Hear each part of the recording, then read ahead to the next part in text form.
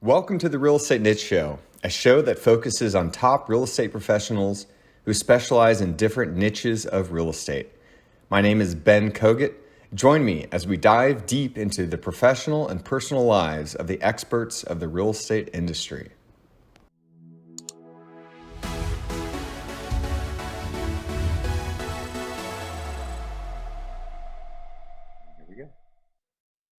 Welcome to the Real Estate Niche Show. I'm your host, Ben Kogut, and today I am beyond excited to bring on my mentor for about 20 years, Jason Mittman. Jason is the president and CEO of Only Epic Holdings.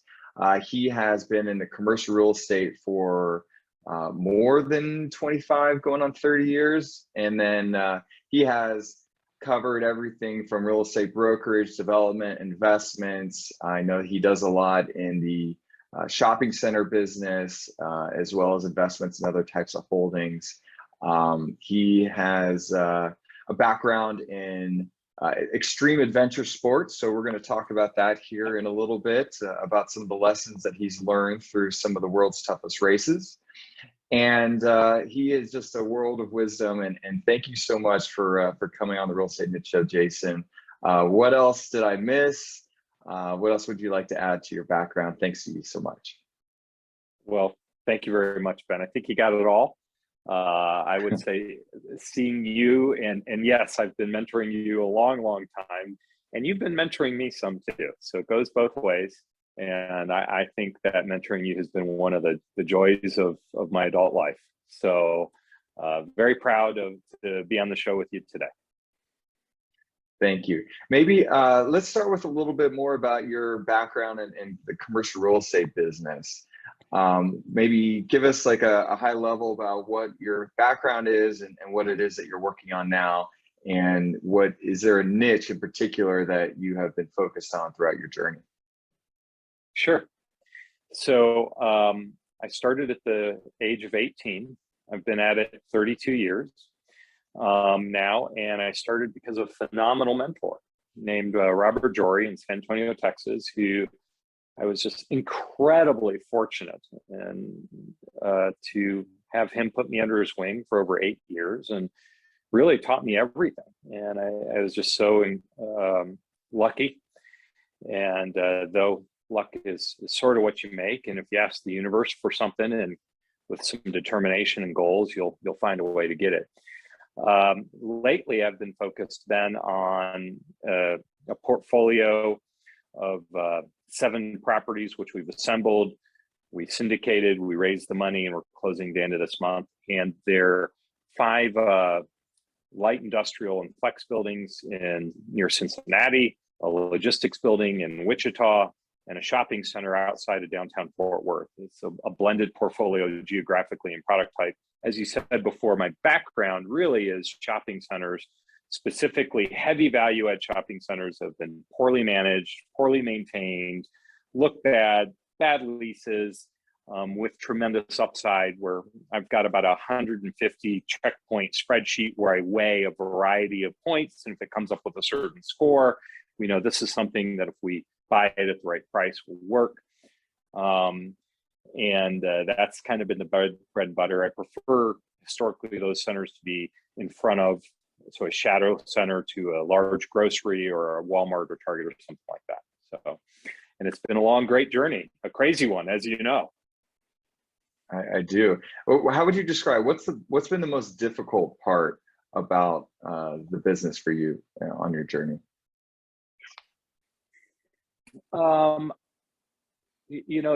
That's a great question. I would say a few things. One is, as someone who's looking to invest in deals, if they reach out to a syndicator, a skilled one like your firm or ours, and they say, tell me about problems you've dealt with. And the syndicator says back, we never have problems. My advice to you is run away from that syndicator. They're either the luckiest guy on the planet and they're due for a big one, or they're full of it. And it's more likely the latter than the former. So each asset has come with a unique set of challenges. You get frustrated when you're going ground up and building with the permitting process, and you need to recognize, the city's going to do what the city's going to do. You either comply or don't do the project. Unfortunately, in our industry, as you become more successful, lawsuits become part of your financial bottom line, because as your portfolio grows and expands, so does your exposure. So there's that. Fortunately, COVID really did not, or has not so far, knock wood, played a significant burden on us. And I know it's similar with your firm, that when you're a great firm like HGH or ours, Only Epic, when you say, I'm going to be proactive, I'm going to reach out to every tenant, I'm going to get ahead of this. Tenant, how can I help you? How can I work with you? What services can I provide? What do you need? So that problem, at least, has not been such a heavy burden. I would say that the largest challenge I've had then is recognizing, which took a long time, I can't do it all, or even if I can, I shouldn't. And to hire very, very well, and even more important than the hiring, is to train your team and communicate, which includes the occasional, which is very hard for me. I'm so sorry, this isn't a good fit for you. Let's find you a better fit because it's not working. So the staffing is, even though we're in the real estate business, seems to be the biggest challenge. Deal flow right now is difficult in our industry because there's so much cash chasing deals. And that takes a lot of discipline of saying, no, this doesn't work. Because when you see your friends doing deals and your colleagues doing deals, and you get that hunger to do a deal, you have to rely on the spreadsheet. You have to build that discipline. And if you don't, that can be very problematic. And turning away people's money because you overfund also is a little uncomfortable, but really a blessing versus the other side of not being able to raise money.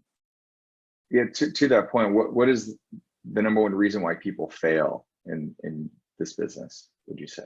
Wow, that's a very complicated question. I'm going to give you an answer that I don't know that your audience or may understand, but I know you understand. First of all, I fail all the time.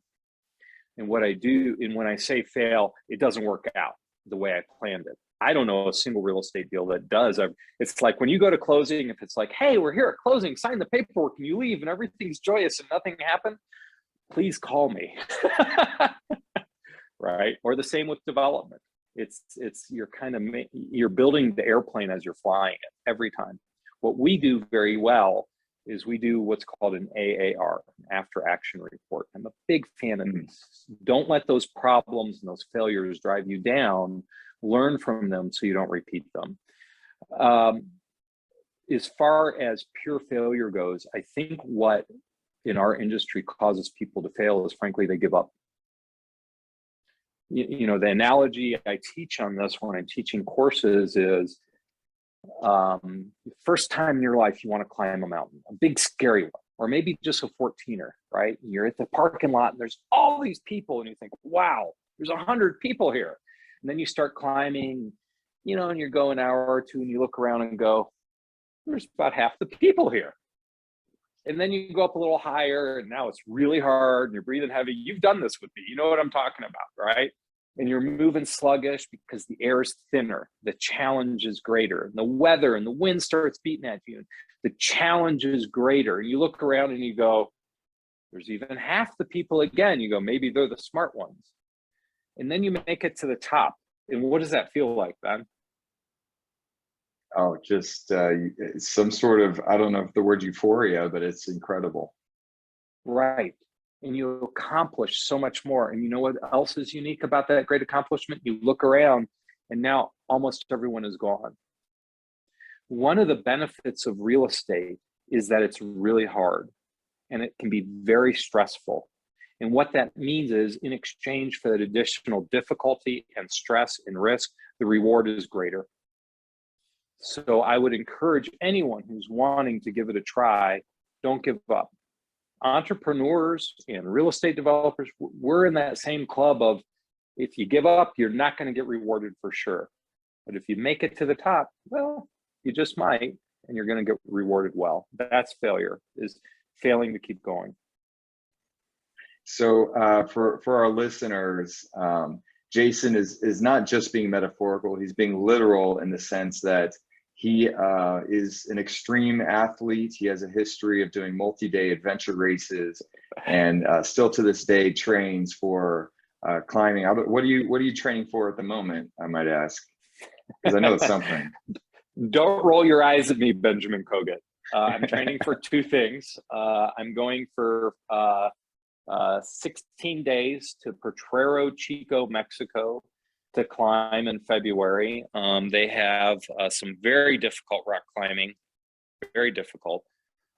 So the most I've so far ever climbed is about 3 pitches. A pitch is a rope that's the length of the rope, and then you go and your other climber comes up.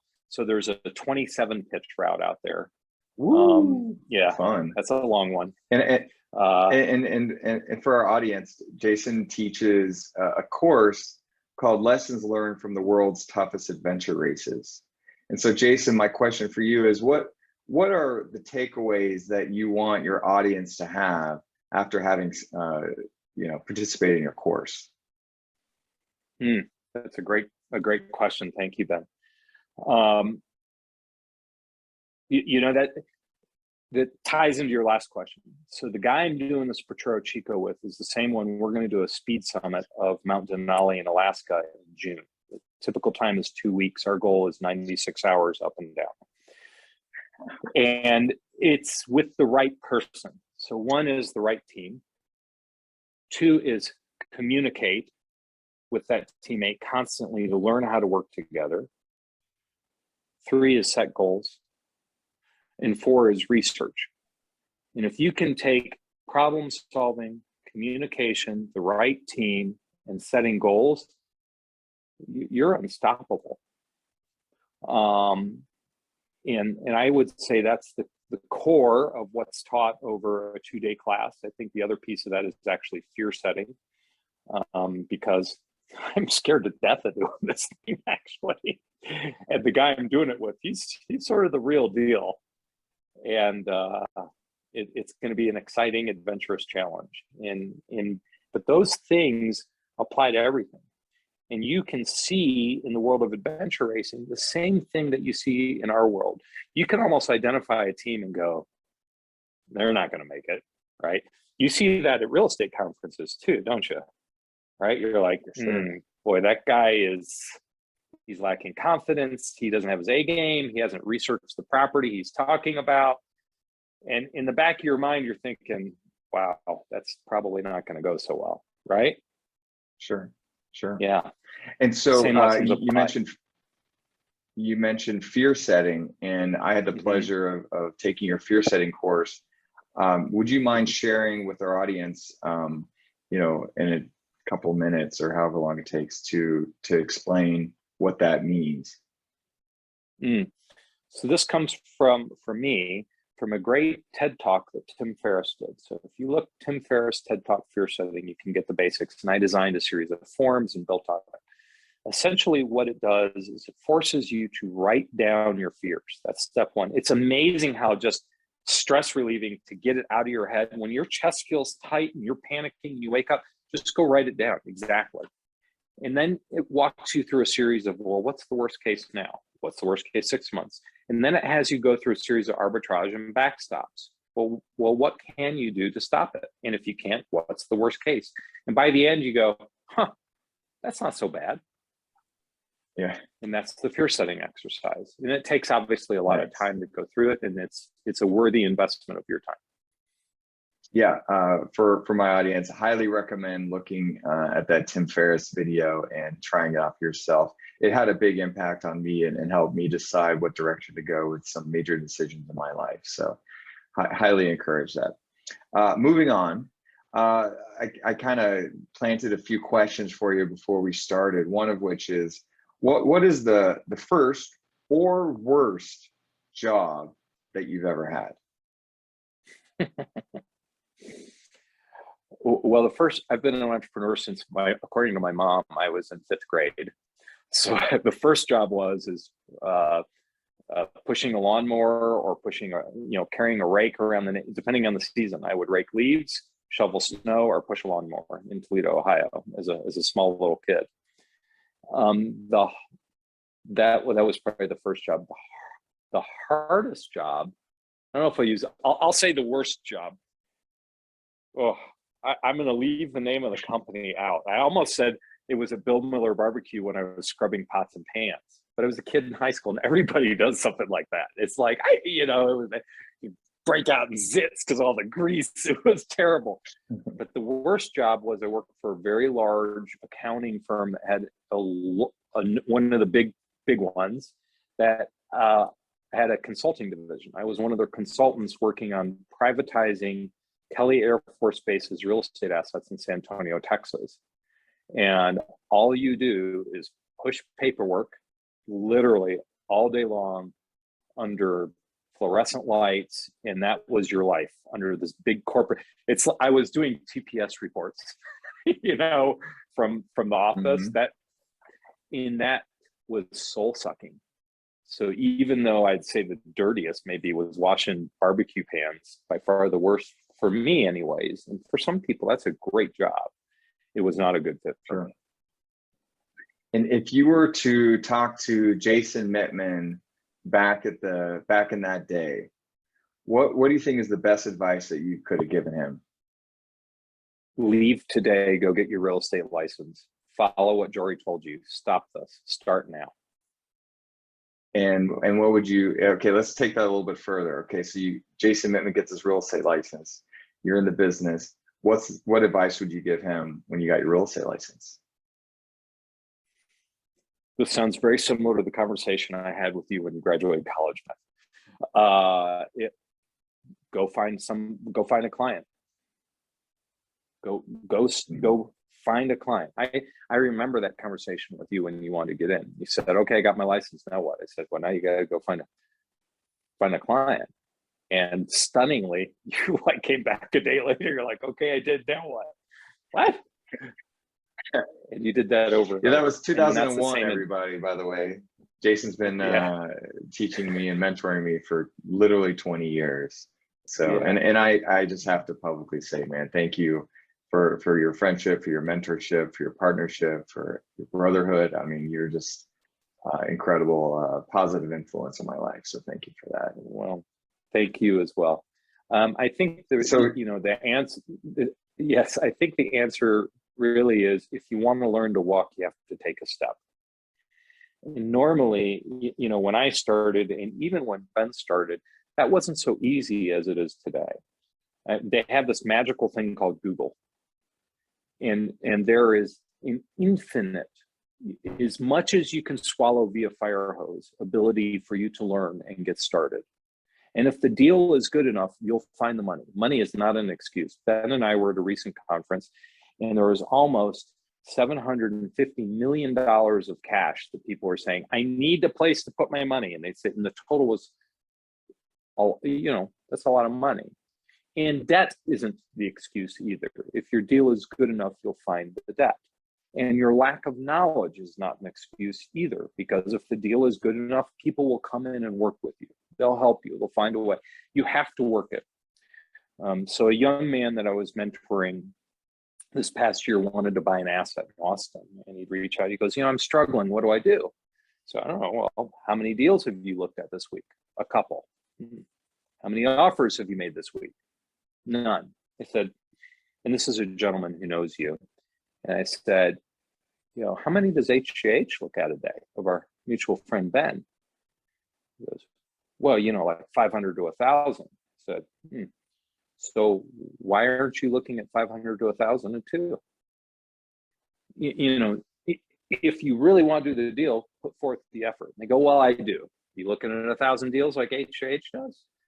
You looking constantly with fire like we do? And if you aren't, well, that's step one. Start to walk. There you go. Love it. Great advice. Let's shift just a little bit. And the question I want to throw at you is, how does Jason Mittman invest in himself? I'm constantly learning. I read about a book a week. I try to listen to at least a podcast or two a week. And I invest in myself. So I break it down into, spiritual health, which is both mental and physical. It's important to recognize mental health, very important right now, right? And then business. And I try to invest in all those components. So it's reading, it's podcasts, it's regular exercise. And one of the best ways for me that works with exercise, I need to set a goal, like we talked about before. I'm going to really train now because I'm terrified of having to speed up Denali and back down. That's a lot of effort, right? But if I don't have that goal, in a few other things where I feel I get off. So I invest in myself through doing quarterly action plans for my business and then each property. I do that fear setting and goal setting and a few others, one called High Five, quarterly. And the other way I invest in myself now is I try each day to reach out to one person and just say hello to them. And that's an investment in me as much as it is in them. Very nice. And how would you describe, do you have a morning routine? And if so, what is it? I do. It's up between 4 and 5 a.m. And I've given it the acronym WOW Me, WOWME. The only reason it's WOW Me is because there are things like WART was an acronym. I was like, no, can't do that. So that's exactly. So it's write, which is for me journaling as well as maybe a little additional writing. It is exercise or workout, right?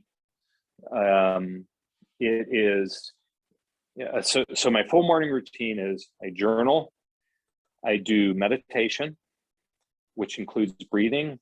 I work out in the morning. I do a 10 to 20 minute yoga routine. And then the meditation is then, the E is enrichment. So enrichment is the reading part and the learning part. And so that's my morning routine. That's great. And shifting to, how does Jason Mittman invest in the world or the community? Not well enough. And that's going to be my answer probably until my last breath. Philanthropy has become an important part of my life. It's focused in a few key areas. There is Jewish continuity. That's one area. And another key area is to help urban and disadvantaged and handicapped youth get outside. And that's a core area where I'm investing both my time and my resources. I sit on the boards of a couple of nonprofits to help try to drive that forward. And Ben, a funny story, I told my mom, I said, Mom, I'm working on this program, and you know very well, you'll love this answer, to try to help get kids outside. And she looks at me and goes, what do you mean get outside? You open the front door and you say, go outside. It's like, well, Mom, I'm referring to disabled youth. She goes, yeah? Open the door and say, get outside. It's like, okay. And why? I know why, but what? Maybe explain, why is that important to you? My niece, who's brilliant, and I'm going to brag for a second, Benjamin Kogut, my niece Molly just won one of the 8 kids in the United States a Kennedy Center Award as a senior in high school. Yeah, she is one of my heroes. Molly. Yes. And she gets around great on her walking crutches. And obviously she's still limited. Her words are she feels jailed by her body or caged by her body. But she is so gifted with her brain and her imagination and creativity, she can overcome it. I want her to experience everything everyone else does. And so because of that, that gives me the option to go there. I think there was a glitch in the Zoom for a second. I don't know if you saw that as well. I did. It's fine. Carry on. I'm passionate about that. And when I come across other kids and I see it, and I've taken her skiing at the Breckenridge Outdoor Education Center. They strap her in this like ski bike and put arm crutches on that have little skis on the bottom. And she lights up and she's laughing and she's having a great time. And it's because she gets to be like all the rest of the kids. I want more people to experience that. And on disadvantage and other kids, I think it does everyone good to be outside.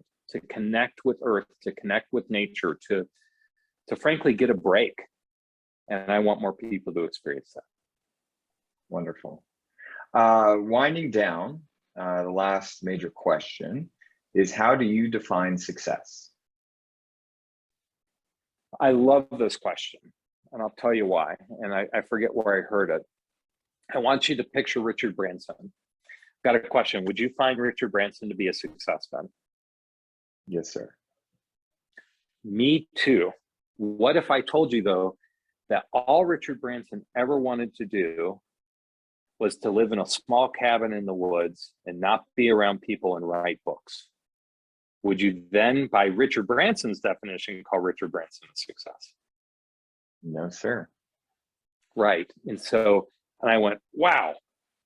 I think what's really important is the definition of success is what you want to be and who you want to be and how you want to be. And don't let others dictate that for you. Not ever. And by the way, it's okay that changes however many times. Make the decision based on the data points you have. Follow that dream of being a whitewater rafting guide until you want to be a hedge fund manager, and then go be a hedge fund manager. And I know somebody who that's actually part of their career path, until they want to be a philanthropist or until they want to be a rock climber.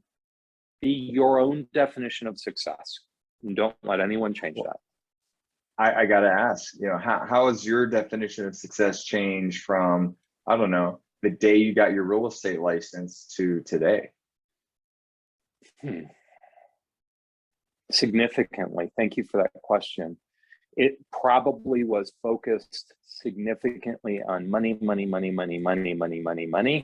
as most people do in their 20s, and probably need to do, to today, how can I improve the world? My definition of success is, if on my last breath, I know that I've made a meaningful impact in the lives of others, my life has lived by my definition of success. Beautiful quote, and we can wind down on that. What's the best way for people to reach out to you if they'd like to connect with you? Check out either via LinkedIn, Jason Mittman, and I'm connected to Ben. Facebook, not so much, but I'm there. And our website, onlyepic.com. We're always syndicating great deals, and I'm trying to do more seminars for people, finishing up a book for first-time investors, which will be done hopefully the end of this month. And can you give us a little preview on that first-time investors book? This is the first time I'm hearing of this. Well, I've kept it. You're actually probably the first one I've broken that to. I reached out to a lot breaking of news on the Real Estate Niche Show. I get a lot of inquiries from people of, well, how do I know how to invest in a deal? All right. And I think it's important that they understand early on, right? But still, for our world, they need to be accredited, as is the same for your world. For your audience, an accredited investor is something you should Google. And the reason why you need to be accredited is it's designed to protect your safety from getting hurt beyond your financial ability, for lack of better words, or a better definition. And I sent out an email to a pretty astute group of people around the world saying, tell me what's important to you for investing. And I got all these different lists. What do you look at for investing? What are the things you look at last? What are the things you look at first? And got some great answers. And combining that with the way we think of when we look at a deal, combined with what we discussed earlier of, tell me, Mr. Syndicator, how do you deal with problems? So some good questions to ask, and wrote that into a book. Wow, man, I can't wait to read it. I'm very excited to hear that. I love all the content that you produce. I love the wisdom that you're willing to share with us today. And with me personally, throughout my 20 years here in the business. And Jason, I love you like a brother. And, thanks for being a guinea pig on the Real Estate Niche Show today. So on that note, we'll wind it down. Is there anything else that you want to share with the audience? Live an epic life and eat aphrodisiac foods. Yes, I'm so glad you said that. Inside joke, I but if just you thought Google of that. Ben Kogut and Jason Mittman on the YouTube, about, I don't know, 15 years ago, we created something called Cooking in the Kitchen with Jason. We were in an Airstream at altitude. Cooking in the Airstream with Jason, yes. So on that note, I love you. Thanks again. Thanks everybody for watching. Hopefully you learned something new and go out there and live an epic life. On that note. Thanks so much, Ben. I really enjoyed this. Thanks for listening to another episode of the Real Estate Niche Show. If you enjoyed this episode and you'd like to help support the podcast, please share it with others, post about it on social media, or leave a rating and review. To catch all the latest from me or the show, you can follow me on Instagram at Ben Kogut and at The Real Estate Niche Show. Thanks again, and I'll see you next time.